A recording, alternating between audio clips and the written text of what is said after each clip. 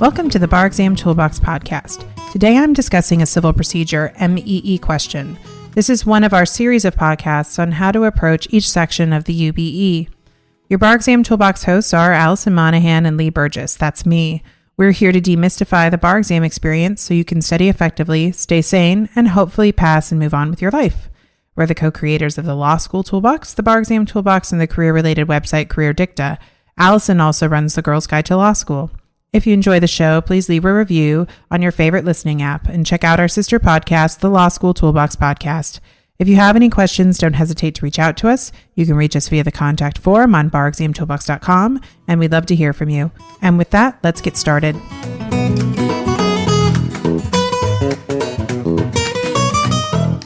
Welcome back. Today we are walking through a UBE civil procedure question. This is part of our series of podcasts talking about how to approach questions on the UBE.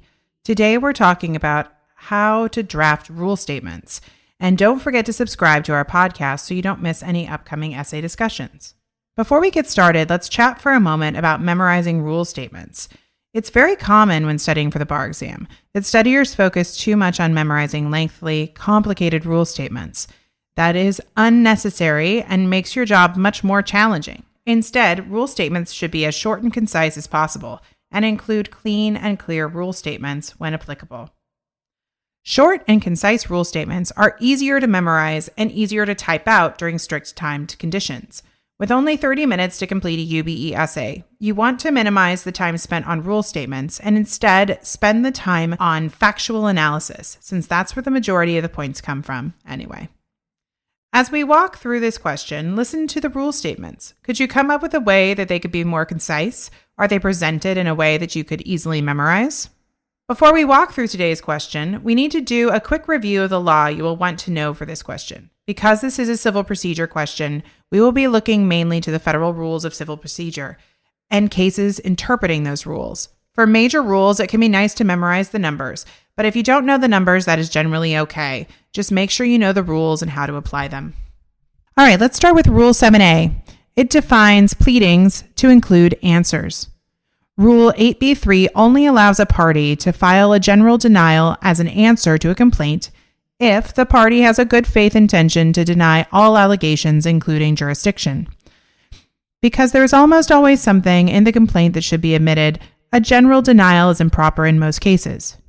Under 28 U.S.C. 1391b2, venue is appropriate in the federal district court in which a substantial part of the events or admissions giving rise to the claim occurred. So this is one example. If you didn't know 28 U.S.C. 1391b2, you could always just memorize the rule, venue is appropriate, etc., etc. Rule 11 requires an attorney's signature on each pleading, certifying that, among other things, denials of factual contentions are warranted on the evidence or are reasonably based on belief or lack of information. If reasonably based on belief, it must be specifically identified. Reasonableness is judged as of the time the pleading is submitted. Rule 11 has more stuff in it. It also has a provision for sanctions. The party seeking sanctions must serve on the opposing party a motion describing the specific conduct that allegedly violated the rule. The opposing party must be given 21 days to withdraw or correct the challenged pleading. If the 21-day period passes and the pleading is not corrected, the motion for sanctions may be filed with the court. Oh, but there's more Rule 11. Rule 11C4 states that sanctions should be limited to what suffices to defer future similar conduct by the sanctioned party and other future litigants, but the determination of sanctions is left to the discretion of the trial court. Sanctions can be monetary, penalties paid to the court, attorney's fees for the party seeking sanctions, or even non-monetary, like striking the offending documents, censuring, reprimanding, or requiring education for the attorney. The court can also refer the attorney to disciplinary authorities. Factors that the courts should consider include whether the conduct was willful, negligent, part of a pattern, or isolated, whether the person had engaged in similar behavior in other cases, whether it was intended to injure, the effect and time and expense caused by the violation, and what is needed to deter similar behavior by others. Oh, even more Rule 11. Under Rule 11C1, the court may impose sanctions on any attorney, law firm, or party that violated the rule or is responsible for the violation. Absent exceptional circumstances, a law firm must be held jointly responsible for a violation committed by its partner. All right, so that's all the rule you need to know for this question. That's a lot of Rule 11, but really when it comes down to it, that's not that much material. So let's move on to reading the bar exam question. This is a question from the February 2018 UBE. We will link to a webpage where you can find this question in the show notes if you'd like to read along. While speeding down a rural highway in State A, the driver of a moving van lost control of the van and struck a car. A passenger in the car was seriously injured. The passenger filed suit in the federal district court for the district in State A, where the accident had taken place. She sought damages for her injuries from the driver of the van and the moving company that employed him. Among other allegations, the complaint alleged that the driver and the moving company are citizens of State A. The driver resides in the federal judicial district where the suit was brought.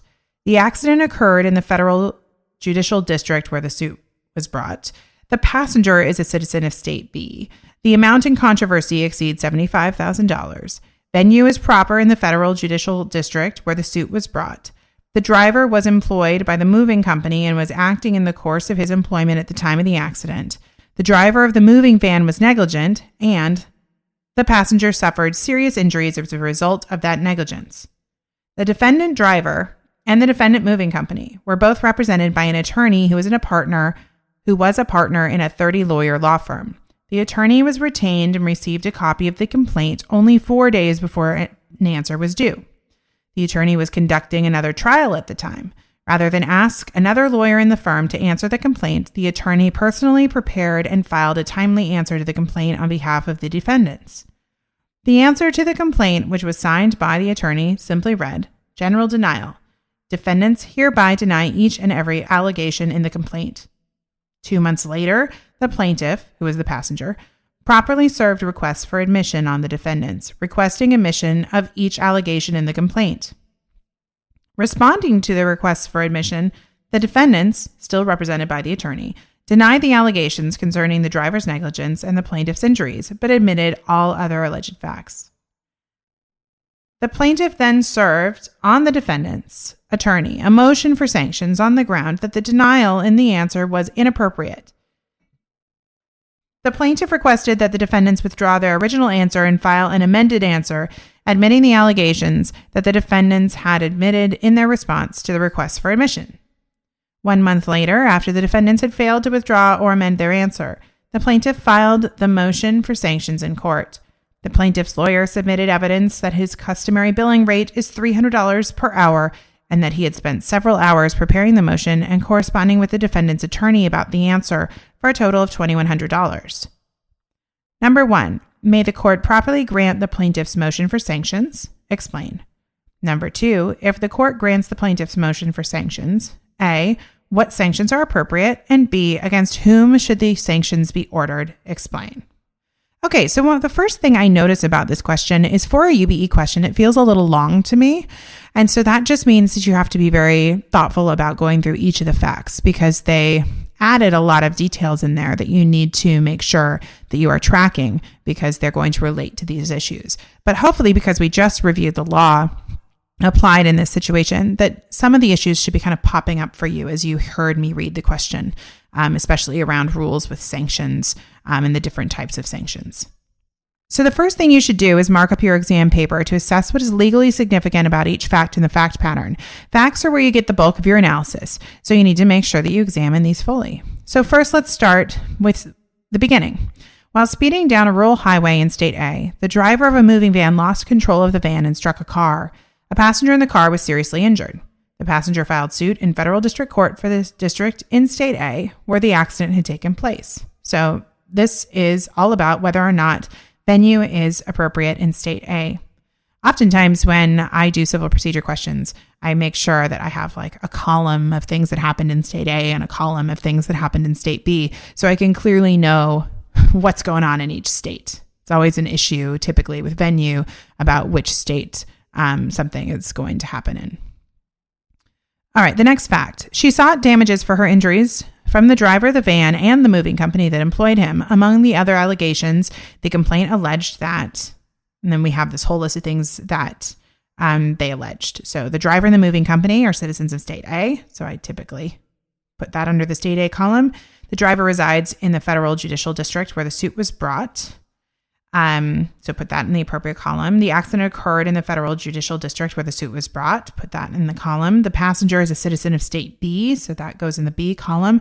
The amount in controversy exceeds $75,000. Oh, sounds like diversity to me. So I make a note of that.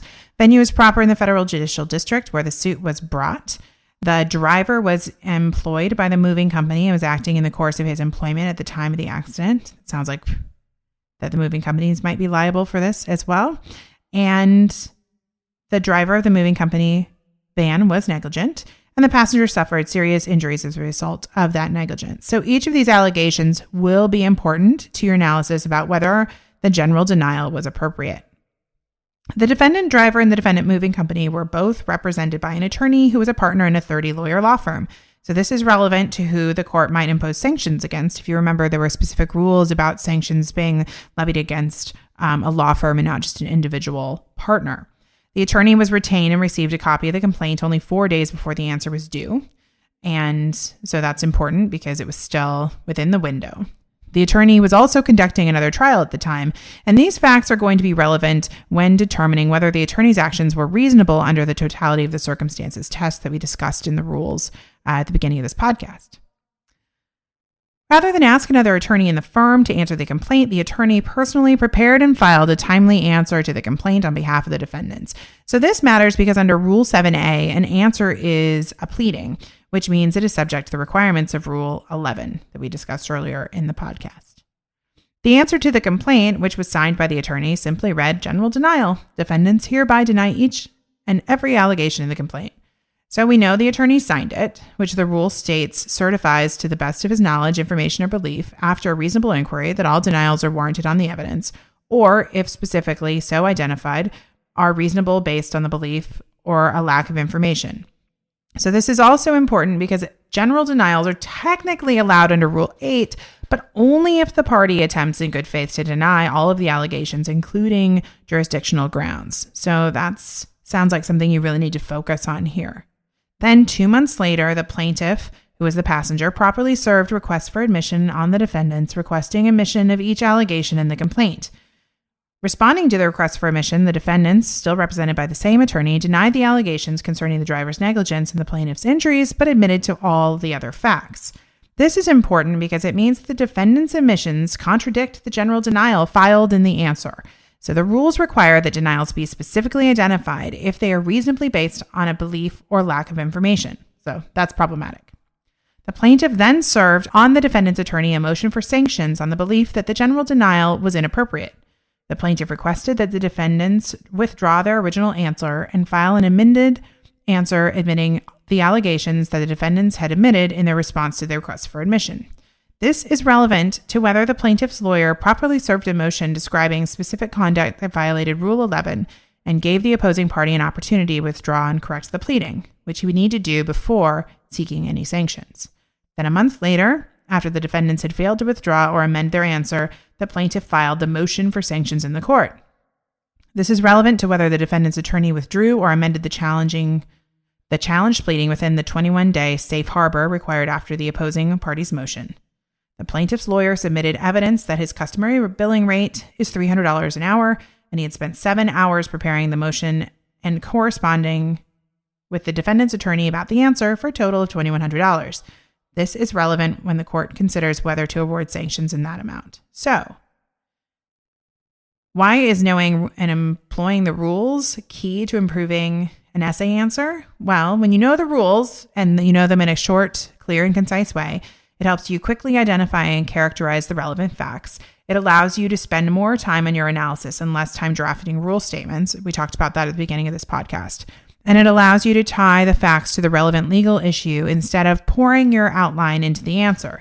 So there's time to be thoughtful and smart about it, but there's not a ton of time. So you really need to just include the relevant rules. Just writing down all of the civil procedure rules you know is not going to get you any closer to a passing answer. Now let's look at how to answer each part of this question as presented by the examiners.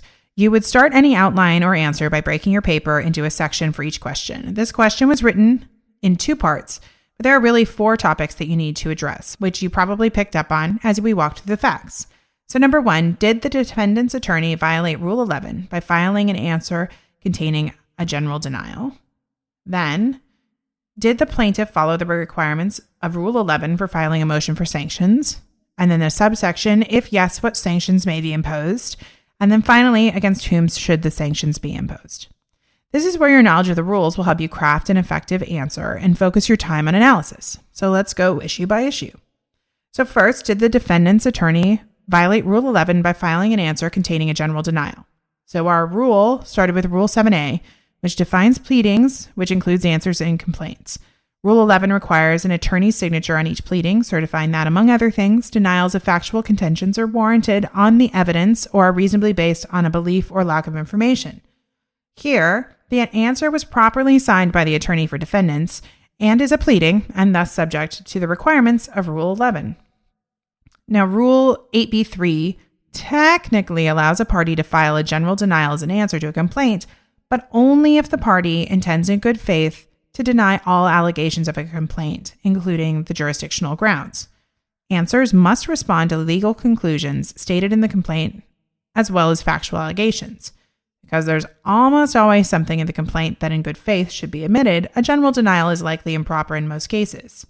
Here, the effect of the general denial was to deny all of the complaint's allegations, including factual allegations that were correct, such as the state of citizenship of the defendants and the driver's employment at the time of the accident, which the defendants could not deny in good faith. The denials were not specifically identified as being reasonably based on belief or lack of information, so they would only be proper if warranted on the evidence. However, as the defendants later admitted to these facts, they clearly were not warranted on the evidence. Further, the defendant's general denial also had the effect of denying that venue was proper, but this denial was not warranted by the facts or the law. Because we have a rule that venue is appropriate in the federal district court in which a substantial part of the events or omissions giving rise to the claim occurred. Because the case was filed in the district where the accident occurred, venue was proper and a denial was unwarranted. Now, we have another rule here. A lawyer who files an inaccurate pleading is not subject to sanctions if the lawyer acted in good faith after making a pre-filing inquiry that was reasonable under the circumstances. But here, the defendant's attorney only had a few days to investigate, and that was in the midst of a trial. However, the attorney or member of his firm should have known or could have easily discovered the relevant facts, such as the citizenship of their clients and where the accident occurred. Even a brief conversation with their clients would have permitted them to verify these facts. Further, the response to the request for admissions in which they admitted these same facts supports an argument that the original denials in the answer were not warranted by evidence. So our conclusion to this issue is the court should grant the motion for sanctions because the defendant's attorney violated Rule 11 by filing an answer that contained improper denials of factual and legal contentions. Now, our second issue. Did the plaintiff follow the requirements of Rule 11 for filing a motion for those sanctions? Our rule here, before a party may seek sanctions under Rule 11, the party must serve on the opposing party a motion that describes the specific conduct that allegedly violated the rule. The opposing party must be given 21 days to withdraw or correct the challenged pleading. If the 21-day period passes and the pleading is not corrected, the motion for sanctions may be filed with the court. Here, the plaintiff's lawyer filed a motion requesting the answer containing the general denial be withdrawn and amended. The lawyer waited more than 21 days to allow the defendant's attorney to withdraw or correct the answer. But when he failed to do so, the plaintiff's lawyer filed the Rule 11 motion. The motion set forth the specific conduct that allegedly violated Rule 11 by requesting that the answer be corrected to admit the allegations admitted in the RFAs. So our conclusion here, the plaintiff's lawyer properly gave the defendant's attorney an opportunity to correct the pleadings before the plaintiff's lawyer sought Rule 11 sanctions and properly filed the Rule 11 motion with the court. Now, what sanctions may be imposed? Although the court will likely determine the answer violated Rule 11, the court is not obligated to impose sanctions. Sanctions should be limited to what would suffice to deter repetition of the conduct or comparable conduct by others and can't be monetary or non-monetary. Courts consider many factors when determining what sanctions are appropriate. including but not limited to whether the conduct was willful, negligent, part of a pattern, or isolated, whether the person has engaged in similar behavior in other cases, whether it was intended to injure, the effect and time expense caused by the violation, and what is needed to deter similar behavior by others. Now, let's be honest. Let's take a second here. That's a very long list of things that courts could consider, and you may not remember that entire list. But when you're studying, you want to remember as many of these as possible, and you would want to specifically list at least the ones that relate to this question. Here, the defendants later admitted the facts in their RFAs, meaning the initial denial was likely not willful, and there were also only a few months between the answer and the RFA, so there was likely not significant time or expense caused by the violation. The facts don't state whether this lawyer has a history of similar improper answers or whether there was a problem with such answers in the district. If so, the court might impose sanctions to deter such behavior in the future. So that's something that you would add if you had time, but if you didn't have time, you could leave that out because we didn't have any facts, adding that information to your answer. If the court determined that sanctions were appropriate, they would order sanctions consisting of the plaintiff's reasonable attorney's fees directly resulting from the violation.